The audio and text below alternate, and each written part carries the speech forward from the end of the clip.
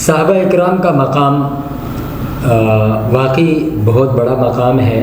اور اللہ تبارک و تعالیٰ نے ان مقدس ہستیوں کو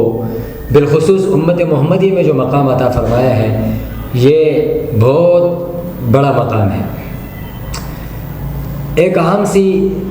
مثال سے ہم صحابہ کا مقام آپ کو سمجھانا چاہتے ہیں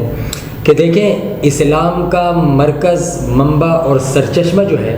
وہ وحی الہی ہے۔ اللہ نے جو وحی اتاری حضرت جبریل علیہ الصلوۃ والسلام کے ذریعے جناب رسول اللہ صلی اللہ علیہ وسلم پر، وہ وحی اسلام کا مرکز اور منبع ہے، چاہے وہ وحی قرآن کی صورت میں ہو، چاہے وہ وحی سنت رسول کی صورت میں ہو۔ اب اس کے بعد اسلام آ گیا دنیا میں، آپ علیہ الصلوۃ والسلام پر وحی اتر گئی، لیکن حضور علیہ الصلوۃ والسلام سے اس دین، اسلام اور وحی کی تعلیمات کو لینے کے لیے اللہ تبارک و تعالیٰ نے صحابہ اکرام کی جماعت کا انتخاب فرمایا ہے، اور اس مقدس جماعت کو اس کام کے لیے چنا ہے۔ آپ دوسرے الفاظ میں یوں سمجھ لیں کہ جناب رسول اللہ صلی اللہ علیہ وسلم کا قلب اطہر کا انتخاب اللہ نے اپنے کلام مبارک کے لیے فرمایا، اور صحابہ اکرام کے کانوں کا انتخاب اللہ نے بزبان محمد اس کلام کے سننے کے لیے فرمایا۔ اتنا بڑا مقام ہے۔ یہی وجہ ہے کہ صحابہ کو اسلام میں بہت بڑا مقام حاصل ہے۔ قرآن کریم میں جا بجا اللہ تبارک و تعالیٰ نے صحابہ اکرام کی شان بیان فرمائی ہے، اور اللہ تبارک و تعالیٰ نے کئی مقامات پر وَلَكِنَّ اللَّهَ حَبَّبَ إِلَيْكُمُ الْإِيمَانَ، اللہ تبارک و تعالیٰ نے محبت دل میں ڈال دی، ایمان کی محبت صحابہ کے دل میں ڈال دی۔ وَكَرَّهَ إِلَيْكُمُ الْكُفْرَ وَالْفُسُوقَ وَالْعِصْيَانَ، کفر، فسق و فجور، نافرمانی، یہ اللہ تبارک و تعالیٰ نے صحابہ کے دلوں سے نکال دی۔ اتنا بڑا اللہ نے ان کو ایک سرٹیفکیٹ دیا، اور پھر اس کے بعد اعلان فرمایا أُولَئِكَ كَتَبَ فِي قُلُوبِهِمُ الْإِيمَانَ، اللہ نے ان کے دلوں میں ایمان کو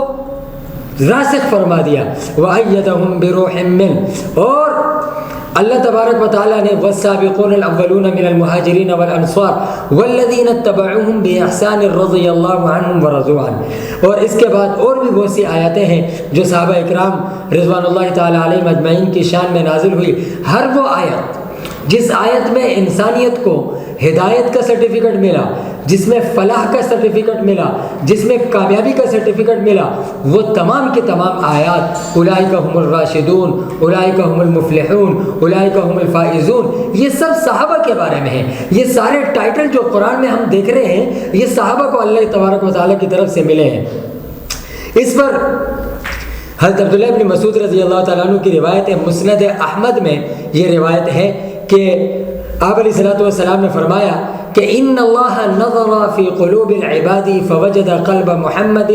خیر قلوب العباد، کہ اللہ تبارک و تعالیٰ نے سارے انسانیت کے دلوں کو دیکھا، اور ان سب انسانیت میں پیغمبر صلی اللہ علیہ وسلم کے دل کو سب سے بہتر پایا، اور اس کا انتخاب رسالت کے لیے فرمایا۔ اس کے بعد حدیث میں آپ فرماتے ہیں ثم نظر فی قلوب العباد بعد قلب محمد صلی اللہ علیہ وسلم فوجد قلوب اصحابہ خیر قلوب العباد، کہ اللہ تبارک و تعالیٰ نے اس کے بعد سارے لوگوں کو حضور کے دل کے انتخاب کے بعد ساری انسانیت کے دلوں کو دیکھا تو صحابہ کا دل جو تھے صحابہ کے وہ سب سے اچھے تھے، اس لیے اللہ نے اپنے پیغمبر کی وزارت کے لیے اور صحابیت کے لیے صحابہ کا انتخاب فرمایا۔ یہ کتنا بڑا انعام ہے۔ تو اس لیے نبوت اگر انتخاب کا نام ہے تو صحابیت بھی انتخاب کا نام ہے۔ نبوت کا انتخاب اگر من جانب اللہ ہوا ہے، اور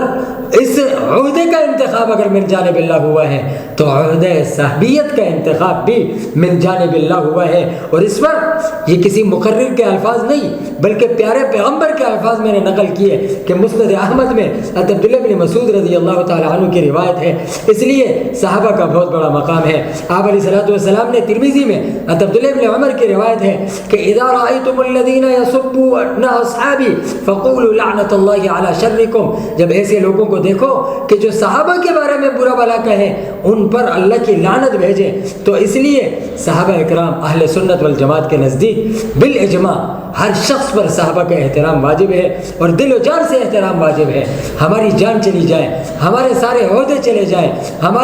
ہمارا مال اور جان کا نقصان ہو جائے، ہمیں وہ سب قبول ہے، لیکن ہم صحابہ کی شان بیان کرتے رہیں گے، اپنی آنے والی نسل کو یہ بتاتے رہیں گے کہ صحابہ قرآنی شخصیات ہیں، صحابہ وہ شخصیات ہیں کہ جن کا انتخاب عرش الہی پر ہوا ہے۔ اس لیے